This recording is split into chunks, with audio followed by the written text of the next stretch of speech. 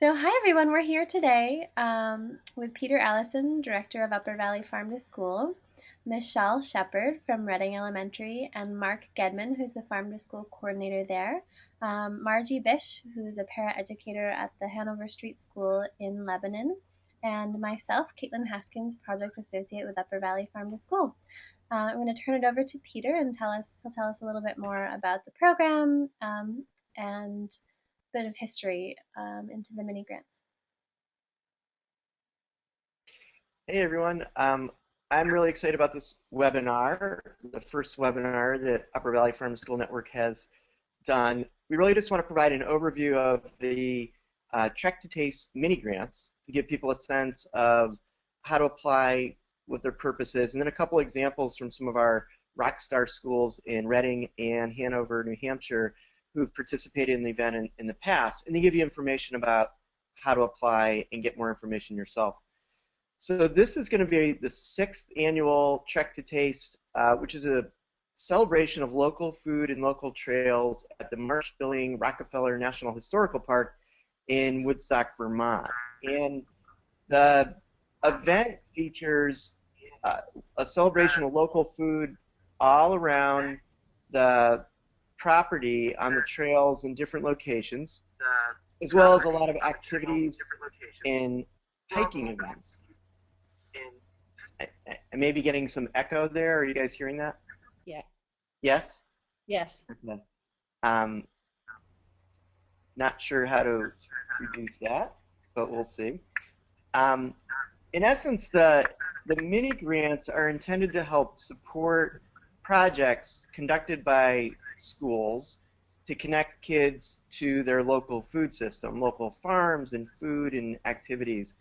And there's quite a bit of latitude in terms of the type of project that's done, ranging from work with school gardens to farm visits to other types of activities that really bring kids in closer connection with the food that sustains us and the food culture and history that abounds around the Upper Valley. The grants of $250 can be used for travel funds, project money, or to support the time of the coordinators. What we ask in return is that for each of the projects that a team from the school comes and participates in the Trek to Taste, which this year will be on June 7th, the first Saturday in June, which is also National Trails Day, from 10 in the morning until 3 in the afternoon, and a little bit of setup time before that. And to come with an adult and a team of students, or 2 teams that can be transitioned during the course of the day. And the event has really been a fabulous showcase for farm school events around the Upper Valley.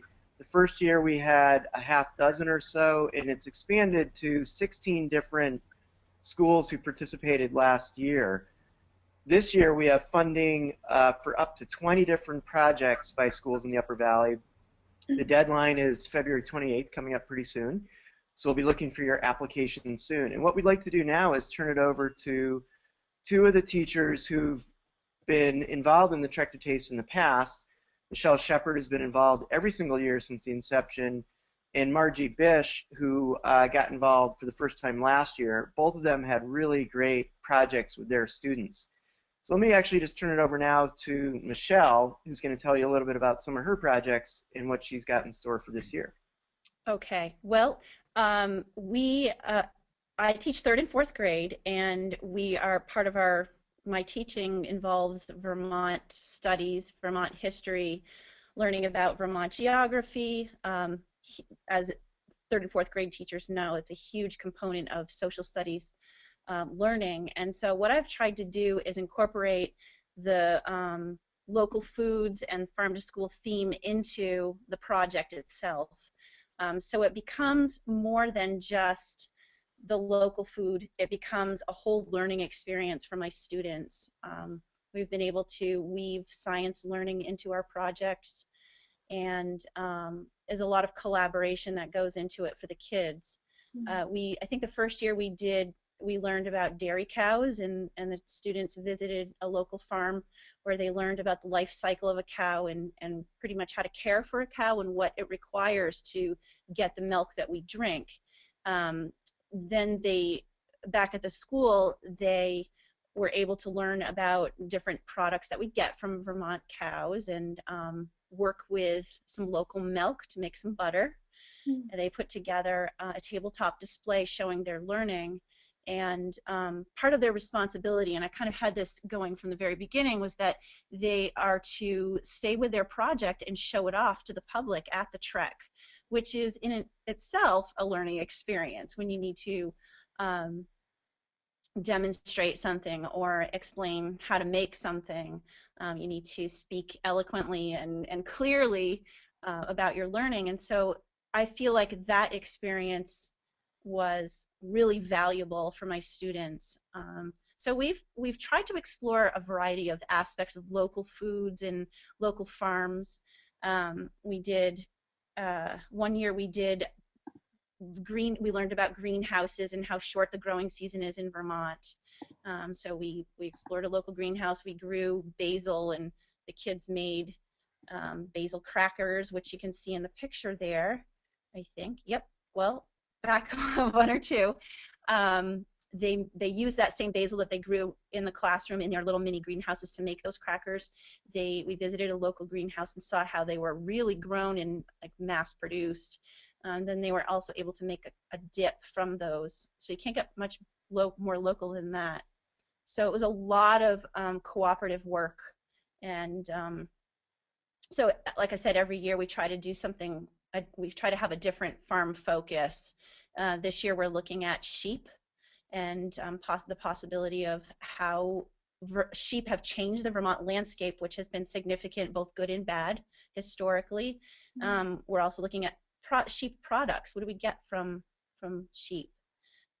What you're looking at is a maple project that we did last year, and my students visited a local Springbrook farm actually, and they actually participated in tapping trees and gathering. They went back and gathered the sap, and there was a lot of science learning involved in that project. So they had to actually take all of that information and bring it back to the classroom, where they worked in small groups on a different aspect of maple sugaring to produce a display. One of the displays that I think you can see in the slide there is tree identification. So this particular group of students worked together to put together this piece of the tabletop. So they came up, this was their creation. Another group did tapping maple trees, and the historical connection there was comparing Native American times to modern sugaring. So there was that historical piece in that project as well. Great, thank you So so much, Michele. yes, it's a pretty busy time, but we really appreciate the opportunity to be able to do this project as sort of a culminating experience for third and fourth graders here in Reading. Wonderful. Thanks so much. Margie, your turn. Go ahead and tell us a little bit more about what you've done in the past. Sure. I am a first grade paraprofessional at Hanover Street School in Lebanon. And last year, we still at this point in time don't have any outdoor gardens at our school, but I was interested in trying to start something at our school, getting our school up and running in some way, shape, or form with this farm to school project. And I stumbled across this grant and came up, I think, with some folks at the Upper Valley Farm to School. My objective was, well, how do you grow anything at your school when you don't even have a garden to grow anything in? How can you start a program where there is absolutely nothing, which is what we had at the time. So I decided to start a small after-school program and have third and fourth graders come, and we were able, with the monies from the Upper Valley Farm to School network, to purchase 2 indoor grow lights with the idea that even at some point in time when we were to get an outdoor garden, it would allow us to do some indoor gardening in the winter, which is a pretty nice thing to be able to do in December, January, and February in New England. Yep. So I thought it could be a nice merger between the two, and it actually turned out to be it was actually a lot more fun than I could ever have imagined. We had probably 3 or 4 students in the group that had never even tried lettuce, and that's what we grew. We grew lettuce. The experiment was to grow lettuce in under three different light sources, one being the grow lights, and the other 2 sources, one being on the windowsill, in a south-facing windowsill in our school, and the other one was just under the hall fluorescent lights. And so each week we would gather and measure and see how the lettuce was doing, and it was an absolute treat. And at the end, we ended up having this wonderful celebration where we're able to go to this Trek to Taste, which neither the parents nor I or the kids had any idea what to expect when we went to Trek to Taste. And it blew us all away what was going on in other schools all over the Upper Valley, and we had no idea. And the kids were energized by it. They were so excited to be able to share what they had learned. It was definitely the highlight of the whole process for us, though it was great the whole time. So I know that the same kids that were doing it last year are already like, when do we get to go back to do Trek to Taste? So it was absolutely wonderful. So it's been a very positive experience. It was a small project, and that was fine. In keeping it small and having that seed money, we've won over the hearts of lots of people at our school, so much so that our principal gave me permission to write a grant to the Wellborn Ecology Fund, and we were awarded grant monies, and we're actually in the process of getting our beds built indoors right now for a spring installation. And so we'll have, I think, 240 square feet of raised beds going in April. And so that little bit of seed money last year has allowed us to grow our program significantly, and so we're very grateful. So if you haven't done it, you definitely should do it. I'll second that. Wonderful. Thanks, Kaitlin, before you wrap it up, I just wanted to mention 2 other things.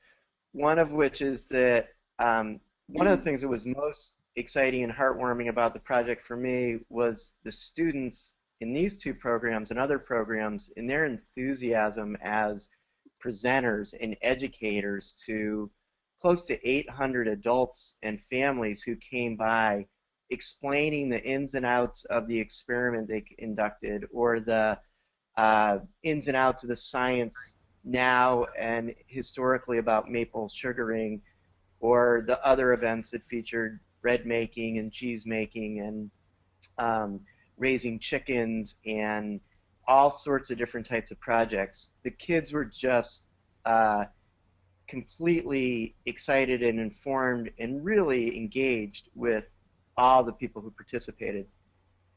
The other thing I just wanted to mention, which I forgot to mention at the outset, is that the funding for the mini grants, the $250 mini grants, comes from very generous support from the Adequacy Health Foundation, the Wellborn Ecology Fund, and the Byrne Foundation. And their support has enabled us to increase the number of grants that we're able to give this year to up to 20 different projects from schools in the Upper Valley. So Kaitlin, let me turn it back over to you, and just to give folks a sense of next steps and how to get involved. Yeah, wonderful. Thanks, everyone. So you can find the application on our website. It's uvfts.org. From the homepage, you want to go to events, scroll down to annual events, Trek to Taste, and then way off to the right, you'll find mini grants. So that's what we're looking at right now. There's some basic information which you can also find in the Word doc application, which you can download by clicking either at the link at the top, click here to download the application, or if you scroll down, you'll see a big link that's hard to miss that says download the mini grant application. It's depending on your browser, it may open in a separate tab or window, or it might download right to your desktop or wherever you've selected. So we'll go ahead and look at the application briefly. There's some information about eligibility, the application process overview, use of grant funds, and some specifics about what you can use the grant for. Just go ahead and fill out the application or send the information to me in an email. And sign and date the bottom. You can go ahead and print this off, fill in the information, scan it, and email it back to me if you wish, or you can mail it directly to us. You can find the mailing address on our website or in our newsletter footer. Applications are due February 28th. If you have any questions, go ahead and let me know or contact Peter directly. And I think that'll do it. Anyone else want to chime in before we wrap up? No, I just wanted to say that I would really encourage people to, or people, teachers, to give this a try. It's really such a worthwhile project for your students. And also, you know, the goal here is to get kids to eat healthy and to maybe be future farmers someday. So we want to preserve our Vermont landscape and teach kids to eat well.